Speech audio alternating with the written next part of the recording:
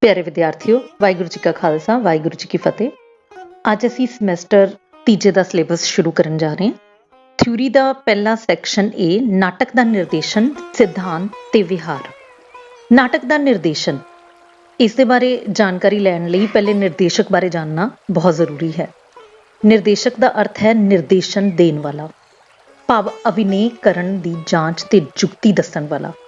ਨਿਰਦੇਸ਼ਕ ਨੇ ਅਭਿਨੇਤਾ ਨੂੰ ਨਾਟਕ ਜੀਵ ਵਾਂਗ ਰੰਗਮੰਚ ਉੱਤੇ ਵਿਚਰਨਾ ਸਿਖਾਉਣਾ ਹੁੰਦਾ ਹੈ ਕਿ ਨਾਟਕਕਾਰ ਦੇ ਲਿਖਤੀ ਬੋਲਾਂ ਤੇ ਤਾਲ, ਉਚਾਰਨ, ਲੈ ਆਦਿ ਨੂੰ ਸਰੀਰਕ ਕਰਮਾਂ ਵਿੱਚ ਰਲਾ ਕੇ ਅਭਿਨੇਤਾ ਇਉਂ ਪ੍ਰਗਟਾਏ ਕਿ ਜਿਸ ਪਾਤਰ ਦੇ ਉਹ ਬੋਲ ਰਿਹਾ ਹੈ ਉਸ ਨੂੰ ਰੰਗਮੰਚ ਉੱਤੇ ਲਹੂ ਮਾਸ ਦਾ ਬਣਾ ਕੇ ਰੂਪਮਾਨ ਕਰ ਦੇਵੇ। ਨਿਰਦੇਸ਼ਕ ਨੇ ਅਭਿਨੇਤਾਵਾਂ ਨੂੰ ਯੋਗ ਥਾਂ ਤੇ ਖੜੇ ਹੋਣ, ਠੀਕ ਢੰਗ ਨਾਲ ਤੁਰਨ ਫਿਰਨ, ਬੈਠਣ ਉੱਠਣ, ਆਪੇ ਦੇ ਪ੍ਰਗਟਾ ਲਈ ਹੱਥਾਂ ਪੈਰਾਂ ਨਾਲ ਇਸ਼ਾਰੇ ਕਰਨ, ਆਪਣੇ ਚਿਹਰੇ ਦੇ ਪ੍ਰਭਾਵ ਨਾਲ ਅੰਦਰਲਾ ਘੋਲ ਪ੍ਰਗਟ ਕਰਨ ਤੇ ਆਪਾ ਮਿਟਾ ਕੇ ਨਵੀਂ ਨਾਟਕੀ ਦੁਨੀਆ ਵਿੱਚ ਜਿਉਣ ਦਾ ਢੰਗ ਦੱਸਣਾ ਹੁੰਦਾ ਹੈ। ਨਾਟਕ ਦੀ ਨਿਰਦੇਸ਼ਨਾ ਲਈ ਨਿਰਦੇਸ਼ਕ ਨੇ ਨਾਟਕ ਦੀ ਪੇਸ਼ਕਾਰੀ ਦੇ ਸੰਬੰਧ ਵਿੱਚ ਬਹੁਤ ਸਾਰੇ ਮਹੱਤਵਪੂਰਨ ਨਿਰਣੇ ਲੈਣੇ ਹੁੰਦੇ ਹਨ। ਨਾਟਕ ਸੰਬੰਧੀ ਆਪਣੀ ਪਹੁੰਚ ਵਿਧੀ ਨੂੰ ਨਿਸ਼ਚਿਤ ਕਰ ਲੈਣ ਉਪਰੰਤ ਉਸਨੇ ਮੰਚ ਵਿਉਂਤ, ਵੇਸ਼-ਭੂਸ਼ਾ, ਪ੍ਰਕਾਸ਼ ਯੋਜਨਾ ਅਤੇ ਪੇਸ਼ਕਾਰੀ ਦੇ ਹੋਰ ਸਾਰੇ ਤਕਨੀਕੀ ਪਹਿਲੂਆਂ ਉੱਤੇ ਨਿਗਰਾਨੀ ਰੱਖਣੀ ਹੁੰਦੀ ਹੈ। ਨਿਰਦੇਸ਼ਕ ਨੇ ਕਿਸੇ ਨਾਟਕ ਦੀ ਪੇਸ਼ਕਾਰੀ ਵਾਸਤੇ ਅਭਿਨੇਤਾਵਾਂ ਦੀ ਚੋਣ ਕਰਨੀ ਹੁੰਦੀ ਹੈ।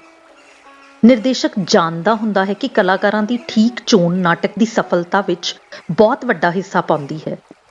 ਚੰਗੇ ਤੋਂ ਚੰਗਾ ਨਾਟਕ ਕਲਾਕਾਰਾਂ ਦੀ ਗਲਤ ਚੋਣ ਕਾਰਨ ਤਬਾਹ ਹੋ ਸਕਦਾ ਹੈ। ਕਿਸੇ ਨਾਟਕ ਦੀ ਸਫਲ ਪੇਸ਼ਕਾਰੀ ਵਿੱਚ ਜਿੱਥੇ ਚੰਗੇ ਤੇ ਸੂਝਵਾਨ ਕਲਾਕਾਰ ਅਤੇ ਟੈਕਨੀਕਲ ਸਟਾਫ ਦਾ ਹੱਥ ਹੁੰਦਾ ਹੈ, ਉੱਥੇ ਨਿਰਦੇਸ਼ਕ ਦੀ ਆਪਣੀ ਇੱਕ ਵਿਸ਼ੇਸ਼ ਵਿਲੱਖਣ ਮਹੱਤਤਾ ਹੈ।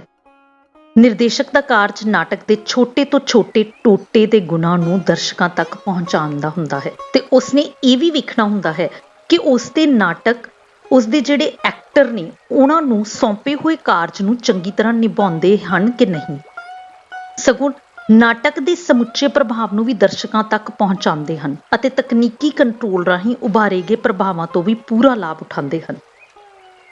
ਇਹ ਸੱਚ ਹੈ ਕਿ ਨਾਟਕਕਾਰ ਇੱਕ ਸਿਰਜਣਾਤਮਕ ਕਲਾਕਾਰ ਹੁੰਦਾ ਹੈ ਜੋ ਜ਼ਿੰਦਗੀ ਦੀਆਂ ਘਟਨਾਵਾਂ ਨੂੰ ਆਪਣੀ ਸੋਚ ਅਤੇ ਬੁੱਧੀ ਅਨੁਸਾਰ ਤਰਤੀਬ ਦੇ ਕੇ ਇੱਕ ਨਾਟਕ ਦਾ ਰੂਪ ਦਿੰਦਾ ਹੈ।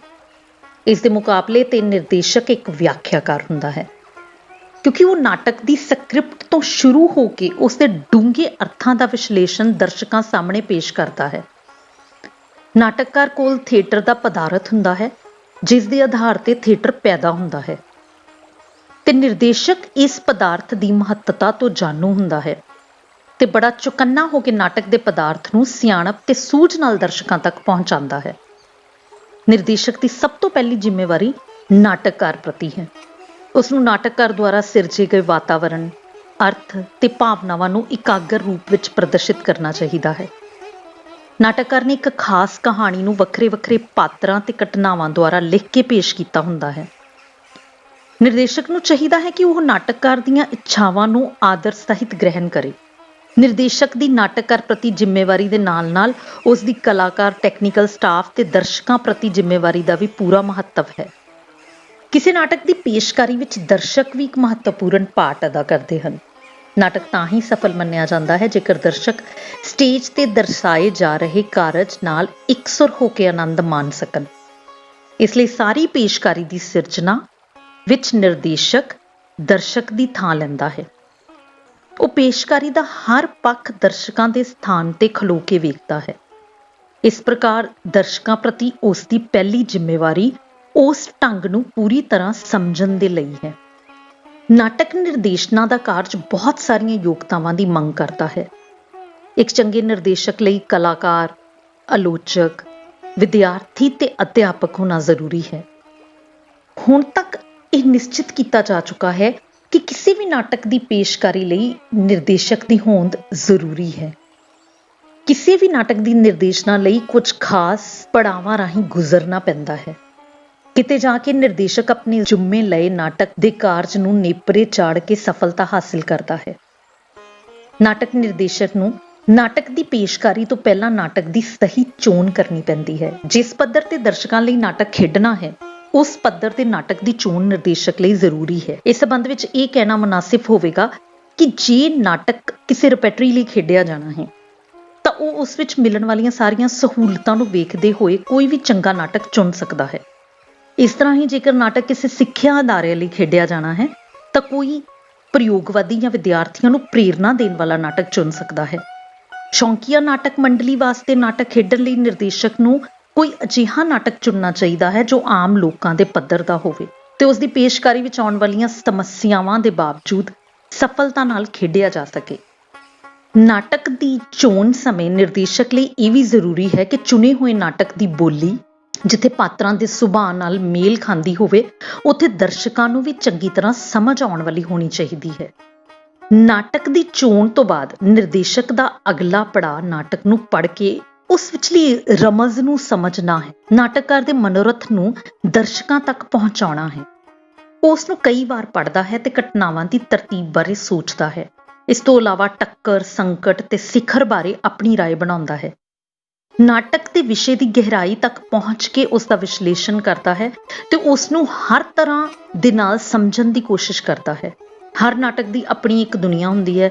ਨਿਰਦੇਸ਼ਕ ਉਸ ਦੁਨੀਆ ਵਿੱਚ ਦਾਖਲ ਹੋ ਕੇ ਪਾਤਰ ਚਿੱਤਰਨ ਤੇ ਘਟਨਾਵਾਂ ਦੀ ਸੁਭਾਵਿਕਤਾ ਦਾ ਜਾਇਜ਼ਾ ਲੈਂਦਾ ਹੈ। ਕਲਪਨਾ ਕਰਦਾ ਹੈ ਕਿ ਉਹ ਕਿਵੇਂ ਇਸ ਨਾਟਕ ਨੂੰ ਪੇਸ਼ ਕਰੇਗਾ। ਜੋ ਨਾਟਕਕਾਰ ਦਾ ਮੰਤਵ ਹੈ ਉਹ ਆਪਣੇ ਦਰਸ਼ਕਾਂ ਤੱਕ ਪਹੁੰਚਾਉਣਾ ਚਾਹੁੰਦਾ ਹੈ। ਉਸ ਨੂੰ ਸਟੇਜ ਉੱਤੇ ਉਸ ਤੇ ਕਿਵੇਂ ਵੱਧ ਤੋਂ ਵੱਧ ਕਾਮਯਾਬੀ ਨਾਲ ਪੇਸ਼ ਕਰਨਾ ਹੈ।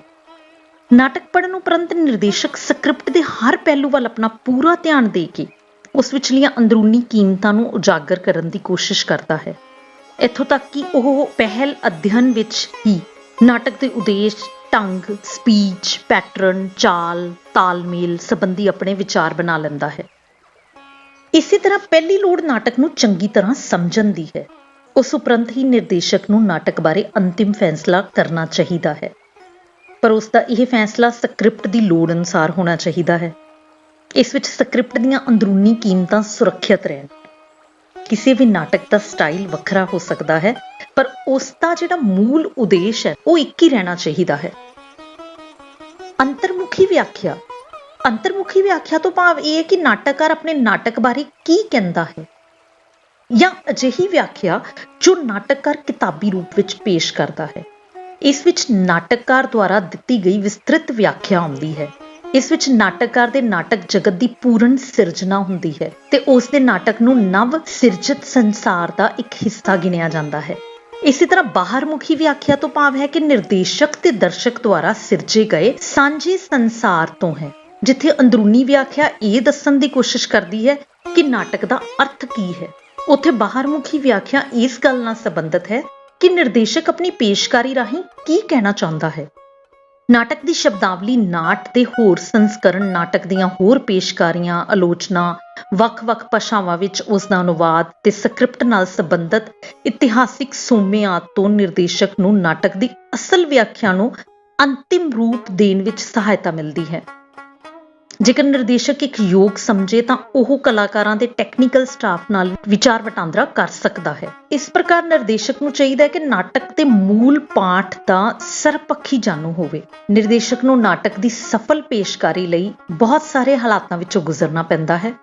ਇਸ ਦੇ ਅੰਤਰਗਤ ਵਿਸ਼ੇਸ਼ ਤੌਰ ਤੇ ਅਭਿਨੇਤਾਵਾਂ ਦੀ ਚੋਣ, ਪਹਿਲਾ ਪਾਠ, ਰੀਡਿੰਗ, ਬਲੌਕਿੰਗ, ਰਿਹਰਸਲ, ਦ੍ਰਿਸ਼ ਵਿਉਂਤਕਾਰੀ, ਮੇਕਅਪ, ਰੌਸ਼ਨੀ, ਸੰਗੀਤ, ਧੁਨੀ ਪ੍ਰਭਾਵ ਆਦਿ ਸਾਰੇ ਬਹੁਤ ਮਹੱਤਵਪੂਰਨ ਹਨ। ਧੰਨਵਾਦ ਸਹਿਤ ਡਾਕਟਰ ਵੰਦਨਾ ਕਪੂਰ। ਅਗਲੀ ਵੀਡੀਓ ਵਿੱਚ ਇਸ ਤੋਂ ਅੱਗੇ ਵਿਚਾਰ ਚਰਚਾ ਕੀਤੀ ਜਾਵੇਗੀ।